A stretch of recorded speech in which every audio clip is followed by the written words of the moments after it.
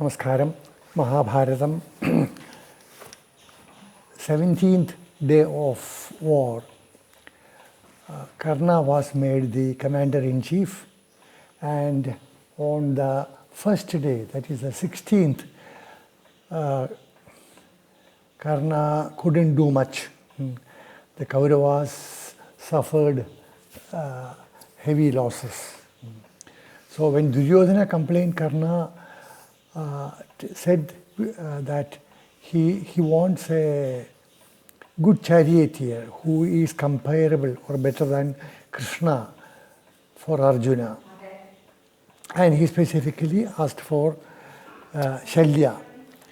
Karna had approached Shalya, and because Shalya doesn't like Karna's boastful nature, Shalya turned down.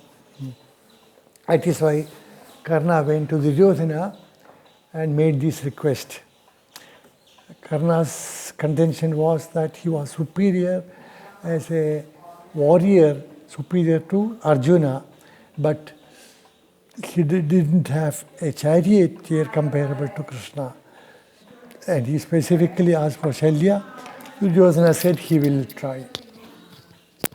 So Duryodhana went to Shalya and praised him. Shalya was happy, and Duryodhana narrated the story of Brahma accepting the charioteership of Shiva in the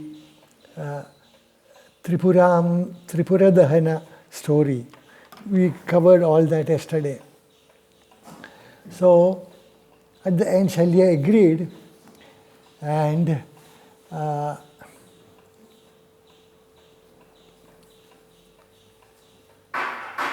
when after Shalya accepted, again Karna was boasting of his abilities and how he is superior to Arjuna and all that. So Shalya couldn't. Shalya had told Duryodhana that he will point out if he finds any error made by Karna or any shortcoming, he will point out. On that condition only he accepted the charioteership, and Duryodhana didn't mind that. So Shalya listed all the events where Karna and Arjuna had met, and on all those occasions Arjuna had won. Karna was defeated.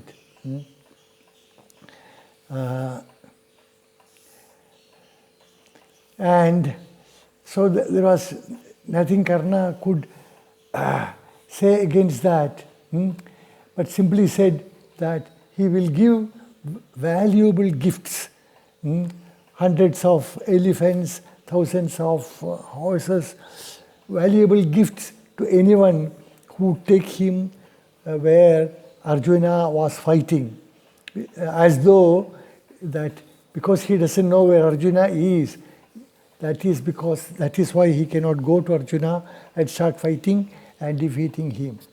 And Shalya said, there is no need to give any gifts. Without that gift, without that itself, they will appear before you. And your boasting will last only up to that. That was Shalya's contention. And then Karna couldn't say anything, so he started making fun of the Madra people, whose king is Shalya. The popular belief that the Madra people are drunkards, they eat beef, they are dirty, their women are immoral, etc. He gave a big list. Then Shalya said, there is only one thing I can say for your boasting. Let me narrate the story of swans and crows, Hamsa Kakiyam, which is narrated in Mahabharata by Shalya. It is an amusing story, so let us go through that. Shalya said there was a place where lots of crows, they were living. They had their nests in trees, and they come down and catch fish from the lake and all that. And they fly in all directions in various ways. They fly sideways, they fly sometimes face up, and that is their usual engagement. And into their midst, one swan came, and the crows, by looking at the swan, they started laughing. They said, "Oh, what is this bird? It's white in color. And look at the way it is flying." And they started showing off their various skills in flight, and asked the swan, "Can you fly like this? We know how to fly 101 ways." And they listed Uddinam, Avadinam, Than, Pradinam, Dinam, Angane, Nidinam, Anga, Sandinam, Thiryagdina Gatangalum. Dinam actually is flying. Uddinam is Ud is up, and Ava is down. So with that prefix, there are 22 prefixes basically in Sanskrit, and there are 3 special ones like Antar, Avis, Tiras. With them they make 25. So maybe in their different combinations, but anyway, they have listed 101, and they are started showing off each, and asked the swan, can you fly like this? We can fly 101 times ways, and how many can you? And the swan said, "No, I can fly only one way, and that I can fly. I know how to fly, but only one way." And then, so there was no scope for a competition. The swan agreed. But the swan said that maybe we can compete for the distance covered. And the crow said, "Oh yes, we can fly long distances." And then the swan said, "Okay, I'll start flying. You can come with me, and whoever reaches the destination fast wins. That's simple." And the crows accepted. And the swan straight away went west to the sea, and over the sea it started flying. So, as it is said that swans can fly long distances. One vast ocean, they have no problem in flying over it. Whereas crows are habituated to short flights. They after flying a short distance, they take rest on the branch of some tree and then fly like that. So after a very short distance itself, the crow's mind became agitated. "Oh, look, so vast itself. Where will it end? Where can I rest when I get tired?" And but anyway, it had no choice but to fly. And after a while, it started getting weak.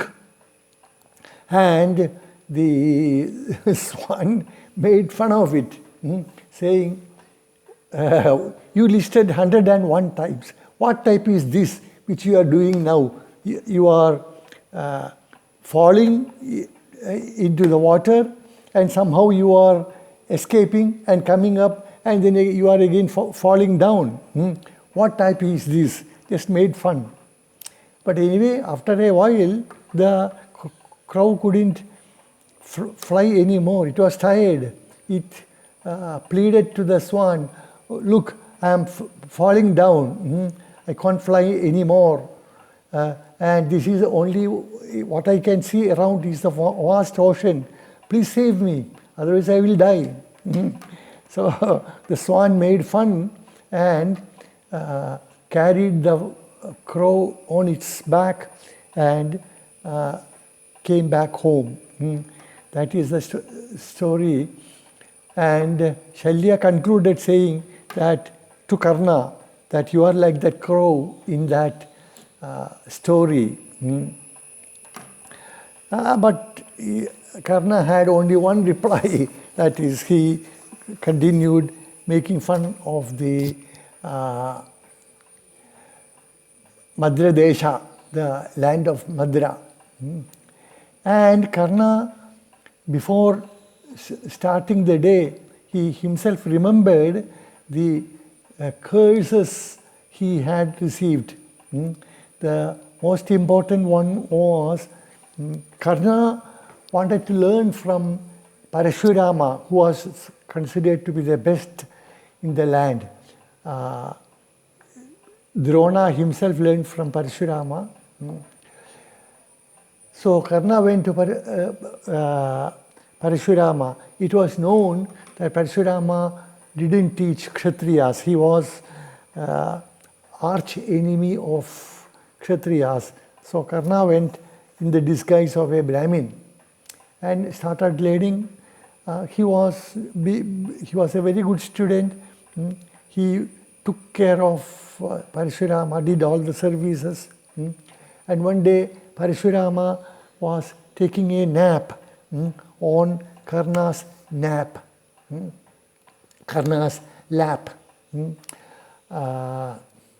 And it is said that one, what is that? One, it's not a wasp or but insect. It came and started piercing Karna's thighs. It is said that Indra came in the disguise of that insect. And it hurt Karna terribly, but he didn't want to move because that will disturb his guru's nap. So he tolerated, but tears started flowing from his eyes and a drop or two fell on the face of Parashurama. Then Parashurama woke up and looked up and he saw what was happening. He saw tears coming down Karna's eyes and he saw blood flowing from his thighs. And then he knew what was happening. And with his inner eye, he realized the lie. So he told Karna that you have come in the disguise of a Brahmin, whereas you are not a Brahmin, you are a Sodaputra. And because you have cheated me this way, you will forget what all your Divyastras, the special weapons which you learned from me, you will forget at the crucial moment. That was the curse. There is another curse which is famous, that once Karna, by mistake, killed the cow of a Brahmin. And the Brahmin cursed that, may the wheels of your chariot go down to earth at the crucial fight when you have a war.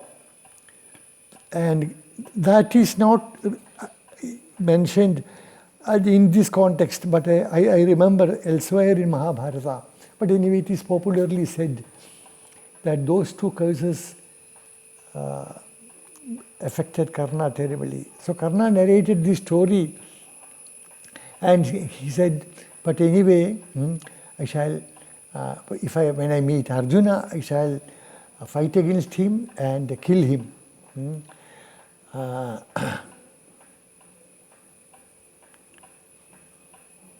And the fighting started.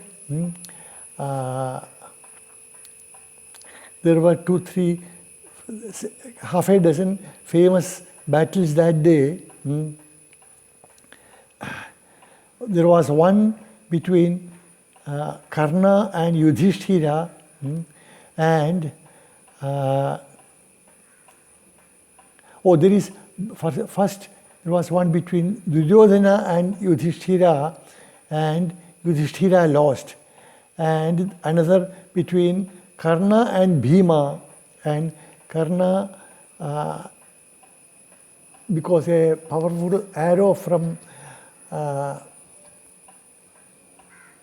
Bhima pierced his chest, that Karna sat down on the chariot, and he lost his consciousness, and Shalya took the chariot away from Bhima.